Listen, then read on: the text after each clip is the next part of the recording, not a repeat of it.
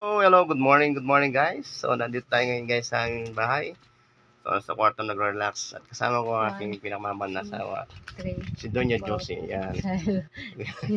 Nagbibilang siya ng pera guys. Pero alam mo guys, yung pera ginibilang yan, kay Judith yan guys, kay Judith. Para kay Judith lahat yan. Ano ba guys yung Judith? Judith ng ilaw, Judith ng tubig. Yan guys. So, tingnan mo guys yan.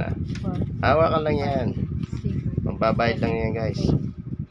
Diba? 9, Yan. 10. Oh, bilangan mo yan. Si Doña Josie.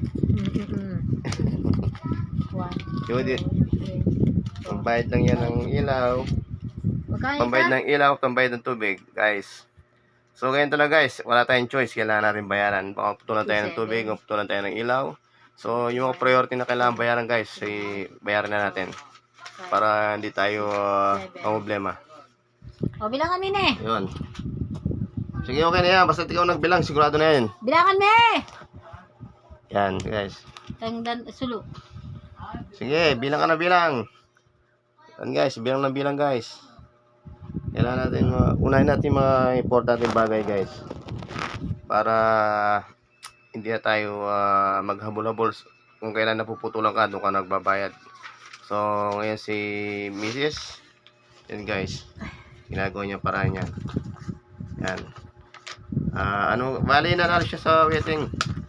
Nanalo siya sa wedding guys, saklit lang. Kaya inunam yung pambayad ng pambayad ng ilaw. Yan. Yan guys. Si Judith.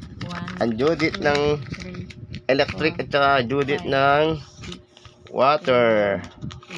The prime water. 10. Prime water Bilangan mo na na to, oh. Yes, pelap ko. Yan guys. Busy. So magbibilang daw tayo guys. Tutulungan ko siya magbilang guys. Kasi medyo nalilito siya pag nagbibilang eh. Yan guys.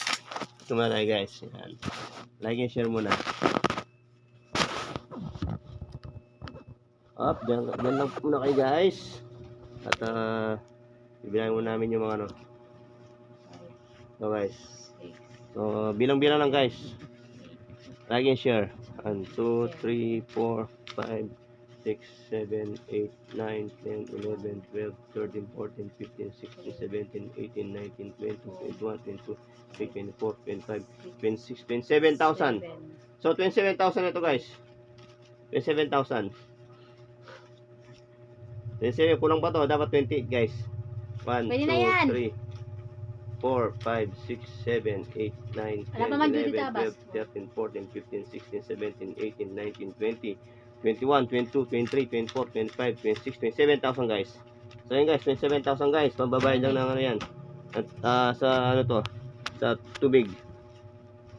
So ito naman guys, Ilaw. para sa ilaw to guys. Magbabayad tayo guys. So bilangin natin ulit 1, 2, 3, 4, 5, 6, 7, 8, 9, 10, 11, 12, 13, 14, 15, 16, 17, 18, 19, 20, 21, 22, 23, 24, 25, 26, 7, 28, 29, 30, 31, 32, 33, 34, 35, 36, 37, 38. Magkano ba yung guys? 38. 38,000. So guys, yung guys, para saan to guys? Sa ilaw naman guys. So yun guys.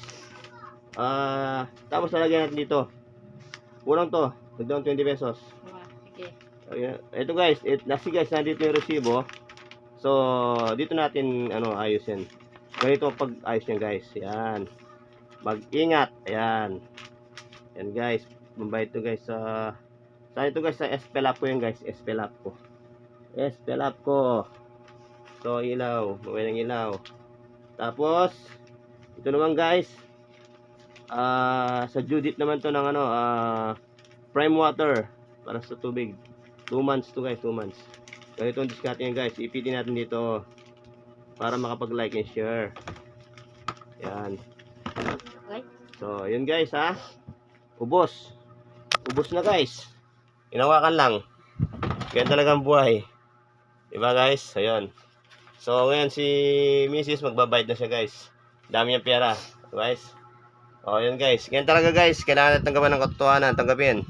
Dahil pag hindi tayo nagbayad ng ilaw, hindi tayo nagbayad ng tubig, yari tayo guys. Magiging madilim ang bahay, tapos magiging tuyo ang bahay.